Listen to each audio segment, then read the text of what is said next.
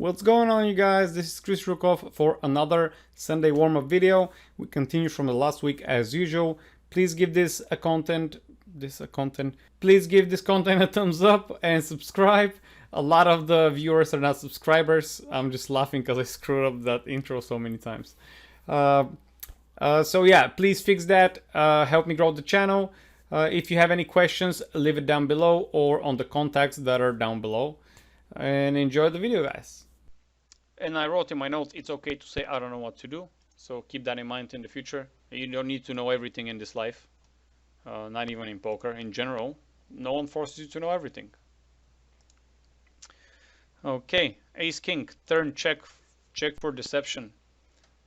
Oh, you're saying, so on the ace king you said I'll check. We're focusing on table one.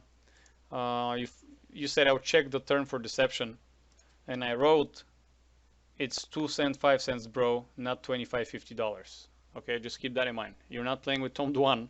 You don't need to decept many people.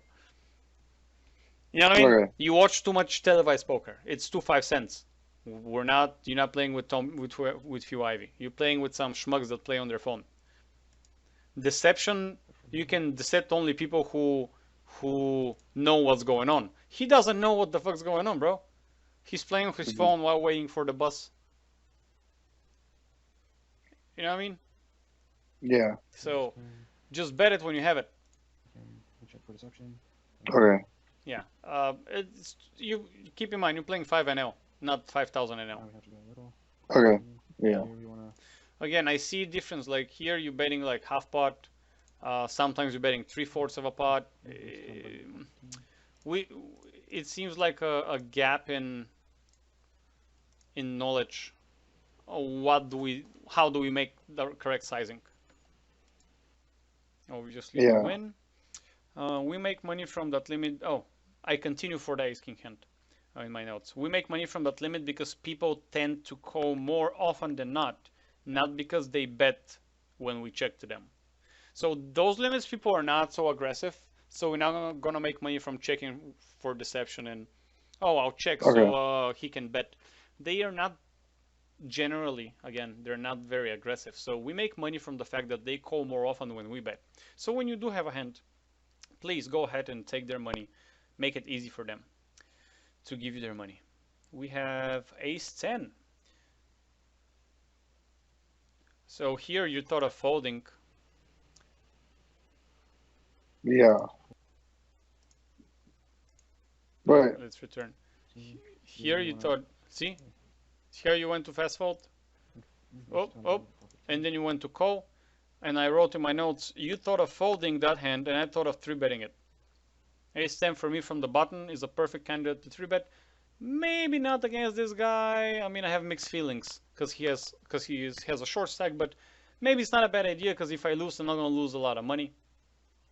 If I hit the board, he's going to be maybe more inclined to give me his money because he doesn't have much left. So at the end of the day, I'll still want to 3-bet the ace 10. River. Easy call on the river. You should watch your opponent's stack size. He will sizing you up to go all in the river. Let's see how the hand develops. So basically, if you watch your stack size, I guess he was sizing you up. Sizing you up means he's betting in such a manner that he can ship it all in by the river. So straightforward call. We're not folding top right here. At least with a 10 kicker. It's a call still. 1609 brings 9 brings a straight draw. Now we fold this. So see how he's betting? He's betting very close to the pot, so the river he can ship it all in. Right. This is still a call. We have a lot of outs. We have 8 and 10. You're saying something like I have outs, like I have an 8 and a 10 or something like that. But you don't know if those limit here. Call. We're not folding top pair here. You're saying we're not folding top pair here, which is correct. Let me just hear what you say. 9 brings a straight draw. I think I said I have outs like in another ace, 8 or 10. Yeah, 10. We really don't know if 10 is an out. We really don't know if you already have 8, 10, you're fucked. Yeah. And those are just little outs. I mean, it's good that here at least you're giving me some thoughts. You know, at least you're telling me. This is still a call. But just to let you know, if you call here, you gotta call the river. Like, you know it's coming. Current events tend to form future trends. He's betting the flop, betting the turn. If you call here, it's gonna be $2.10. The pot on the river is gonna be $2.10. He's gonna have $1.50 behind. Easy bet. It's a little bit more than half pot. Easy ship all in from him. What are you gonna do? You know what I mean? You already put like $1 in. So solve your problem now. Either you're gonna go with it and you're gonna kind of make that bet that he doesn't have ace jack, ace king, because he still has ace king, ace queen, ace jack, ace 10, Yeah. ace 9, ace 8. Ace 8 is the only hand that you beat, by the way. Ace 9, ace 7. I don't know if he goes down to ace 6 and so forth, but ace 8 is the absolutely only ace that you beat. Then everything else is sets and straights. Now if he shows up with a bluff, cool for him. I just don't put that many bluffs for him. Like, why would he? He doesn't have the stack to bluff you off. And 5, I mean, you gotta call it. If you made the turn call, you gotta call the river. Mm-hmm. Now you basically gave away $1 for nothing. A big leak for a lot of people is call turn fold river. Basically, they call a bet on the turn, and the turn is already a significant amount. It's not flop. Flop is a small pot, so bets on the flop are smallish. The turn is way bigger, and if you call the turn and you fold the river 10 times, that's a lot of money, bro. So yeah, sometimes you gotta make a decision. If I call here, will I call the river? Because if you don't, you better just fold it now on the turn. Basically, BY is not smart. See how confused you are here? Good odds.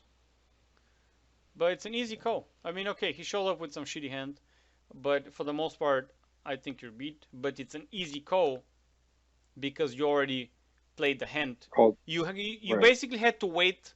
What you had to do after you call the turn is wait with your mouse on the call button and just snap call. There's not, basically you didn't leave yourself another choice at this point.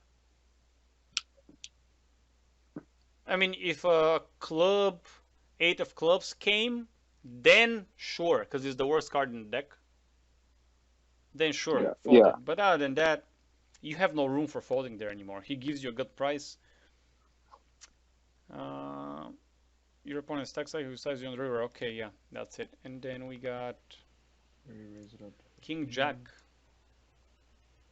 There you go. Raise. No, somehow let's go back to King Jack. draw. Oh, so listen to this. Earlier with the ace 10, you were thinking of folding, right? And then you ended up calling.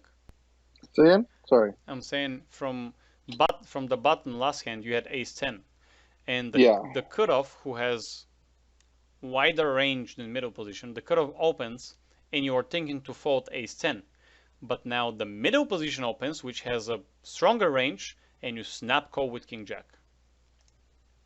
Watch.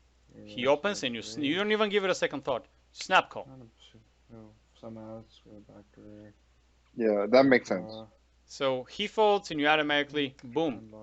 So with a stronger hand versus a weaker position, you don't like the call, but with a weaker hand from a stronger position, you snap call. There's some not discrepancy, but not enough understanding of the ranges, what people open, and the calling ranges of what do you want to call with.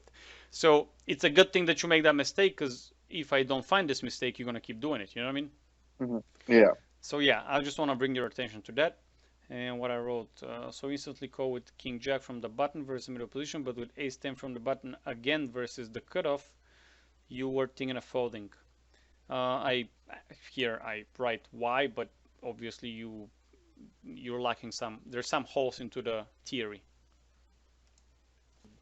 So you don't need to answer this question why. The rest of the hand, I guess it played well. We have 6 minutes and 45 seconds, 6-5 suited. I think it's a call with King Jack.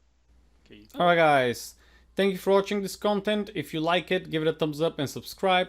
If you want to schedule a personal coaching with me or buy my course, links are down below. If you have a question, links are down below. Everything is down below, okay? That was it for today's sesh. See you next time, guys. Good luck on the tables in the meantime.